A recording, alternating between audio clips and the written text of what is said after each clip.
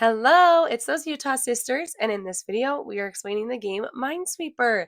Such a traditional, fun game that we probably all grew up on, but we have just created a free PowerPoint template that you can pair with any worksheet and use in your classroom. So it's very basic. Here's what you need to do. First, you're going to right click on this and open this PowerPoint in a new tab. When you do that, it'll bring you to this screen right here.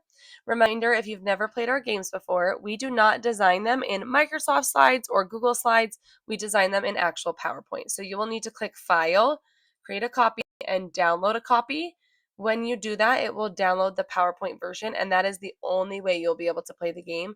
This does not have the correct formatting, and it will not work. So you're going to download that. Then you need a worksheet for all of your students, one per student, and you need a wireless or an accessible mouse that the students have access to. So you're going to first divide your class into groups. They don't need to be perfectly equal, but groups of 4 to 6 work best.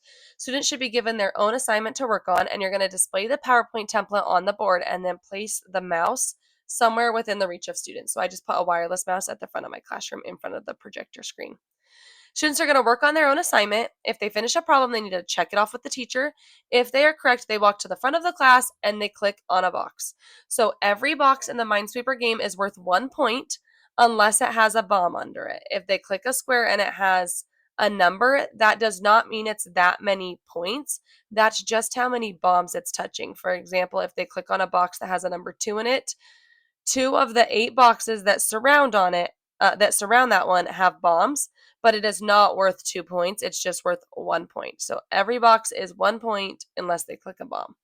If they accidentally click a bomb, they unfortunately reset their entire team score to 0. And then that's kind of how the game runs. So students will just be continually checking off problems, going up and clicking on boxes on the board, trying to avoid the bombs and earn points for their team. And I'm now going to show you the PowerPoint template. So if you download it, this is what it looks like. And then you would go to slideshow, like from beginning, right here. So if I came up to the screen, maybe the kid wants to click on this box.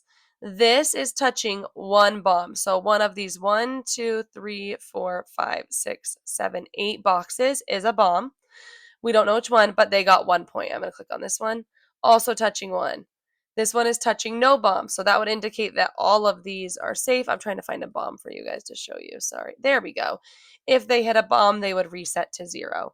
And Minesweeper, you can click anywhere on the board. You don't have to go in order, but again, you might hit a bomb. We have multiple slides of this. I think we have 3 versions in here. Yeah. And then I also give you an editable template where you can drag them around and create your own if you would rather. But there's 3 different game boards that you can play with in your classroom. So there you go. Frequently asked questions and tips. Like we just said, there are multiple game boards so you can play multiple times and kids won't memorize the board. And there's also a Grinch themed version of this game in the Christmas section of our website. So if you go to games and then Christmas games, where is it at? Right here. We do have a Grinch themed version right here, which is Minesweeper but the Grinch. So you can also play that one. If you give either of these games a try in your classroom, be sure to tag us at those Utah sisters.